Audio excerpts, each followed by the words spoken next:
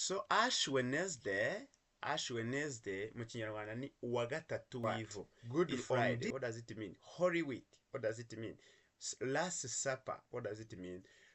Ikaze nshuti mukunzi w'umuyoboro wa YouTube witwa Language Booster TV, umuyoboro kwigisha indimi eshatu zirimo Ikinyarwanda, Icyongereza ndetse n'Igiswahili. Wowe ni uri Umukristo Gatolika cyangwa ukaba uri umusengera muri amwe matorero ya Giprotestant, ukaba wizihiza Pasika, ngo nkwifurije kuzagira Pasika nziza kandi izabe Pasika y'umunezero. So welcome to Language Booster TV, the YouTube channel which teaches you 3 languages, including Kinyarwanda, English, and Kiswahili. So if you are Catholic believers, and if you are one of Protestant churches and you celebrate Easter, happy Easter. Happy Easter, and I welcome you to today's lesson. Today we are going to see Easter-related vocabularies. We must tugiye kureba Icyongereza isomo rya 9, lesson number 9. Tugiye kureba amagambo wamenya, inyungura amagambo wamenya kubyerekeranye na Pasika. Easter-related vocabularies, amagambo yerekeranye na Pasika wamenya.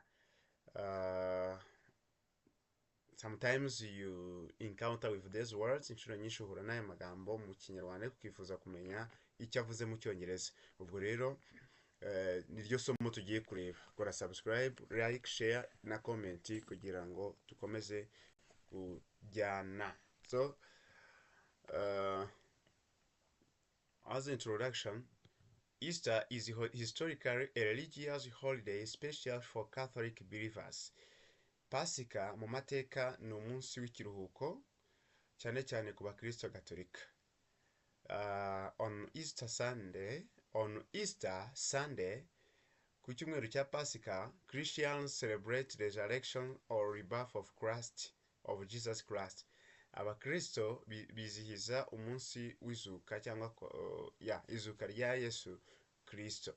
Christians believe that after Jesus was crucified, abakristo benshi bizera ko nyuma y'aho Kristo abambwe and died, agapfa, he came back to life again on Easter Sunday. Bizera ko yazutse ku cyumweru cya Pasika, the third day after his death, umunsi wa gatatu nyuma y'urupfu rwe. And that is what is celebrated. Icyo nicyo kizizwa nyamukuru n'abakristo Gatolika ndetse n'abandi bakristo bizihiza Pasika. Kuri Pasika bizihiza resurrection of Christ, izuka rya Kristo, right? In this video we are going to deal with the vocabulary related to this Easter. Uyu munsi tugiye kurebera hamwe inyungura amagambo wamenya gukoresha, wamenya icyo sobanuye, afitanye isano na Pasika. The third, we will help both English and Kinyarwanda speakers. So, muri ino video turaza gufasha abavuga ururimi rw'Ikinyarwanda ndetse n'ururimi rw'Icyongereza kumenya gukoresha aya magambo ndetse n'icyo asobanuye, right? Let us go on. The one number 1 is Ash Wednesday. Ash Wednesday ni iki mu Kinyarwanda? To crucify bisobanuye iki mu Kinyarwanda? Crucifixion bisobanuye iki mu Kinyarwanda? Rent isobanuye iki mu Kinyarwanda? Rubbing ash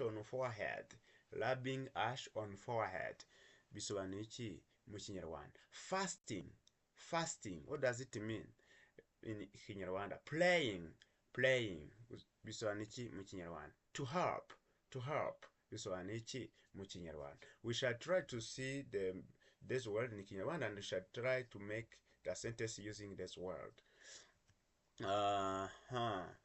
So Ash Wednesday mu Kinyarwanda ni uwa gatatu w'ivu.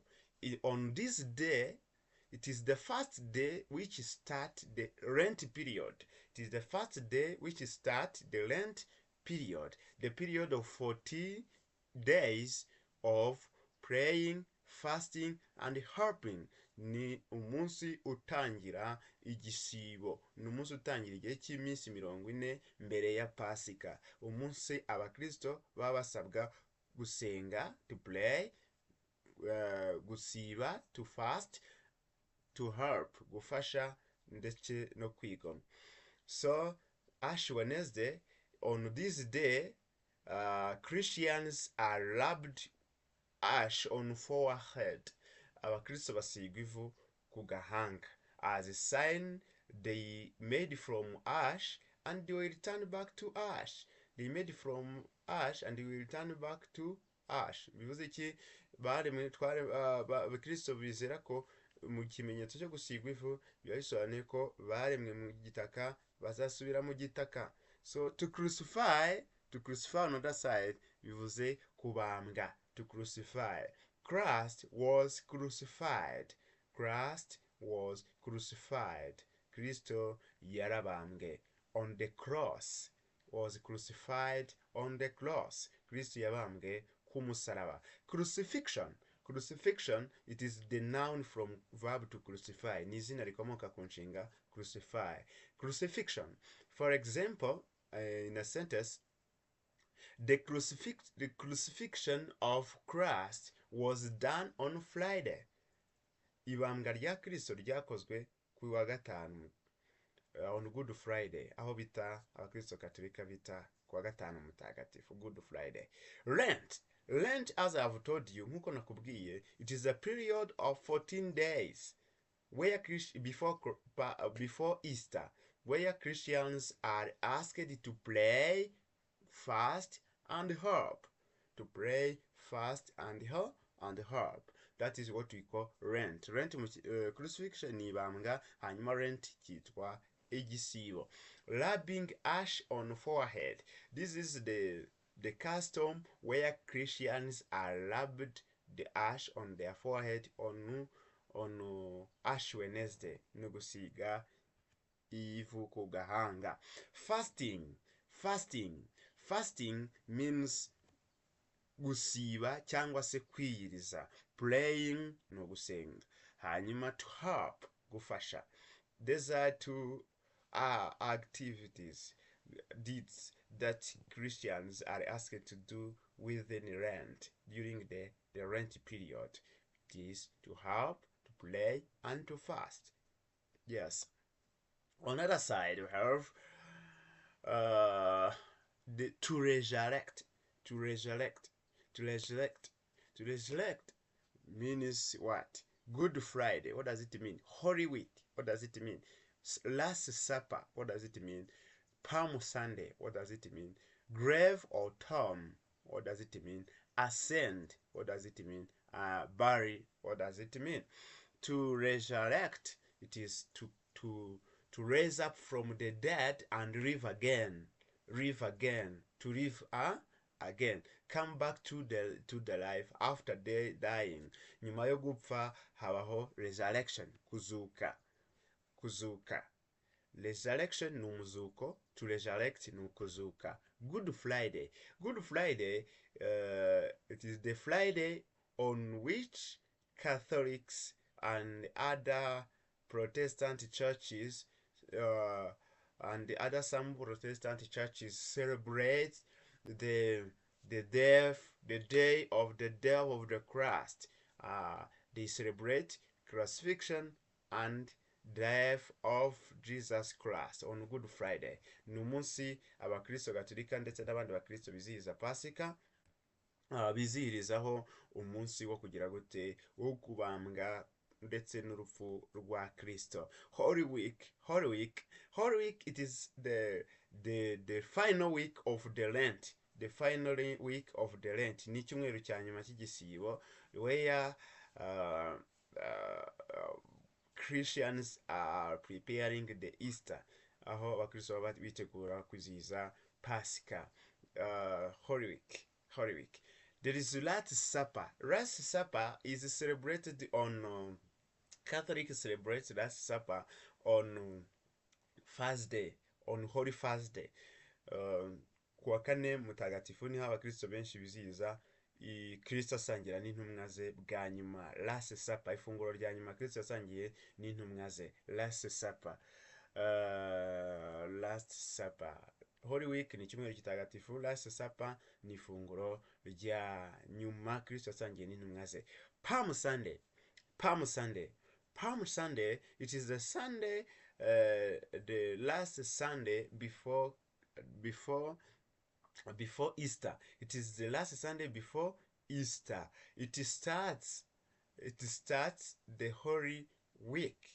It starts the Holy Week. Nicyo cyumweru giheruka ibindi mu byumweru bibanziriza Pasika, kandi nicyo cyumweru kibanziriza cyumweru gitagatifu. Icyumweru gikurikiye Palm Sunday aricyo bita mashami nicyo kibanziriza icyumweru gitagatifu. So cyitwa Palm Sunday, where Christians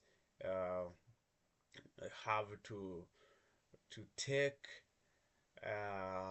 palm leaves, cyangwa se ibibabi by'imikindo, bafata imikindo bakizihiza when Christ was enthroned in Jerusalem. Bizihiza igihe Kristo yinjiraga Yerusalemu nk'umwami nk'umwami bashaka kumwimika. So niho bizihiza Palm Sunday. Palm Sunday. Grave or tomb. Grave or tomb ni imva. When Jesus resurrected, the tomb was open. Igihe Kristo yazukaga, igituro cyari gikinguye. The tomb was open. The grave was open. Jesus Christ was buried in rock grave. Kristo yashyinguwe mu mva y'igitare, imva yacukuwe mu gitare, imva, grave. Ascend to go up into heaven.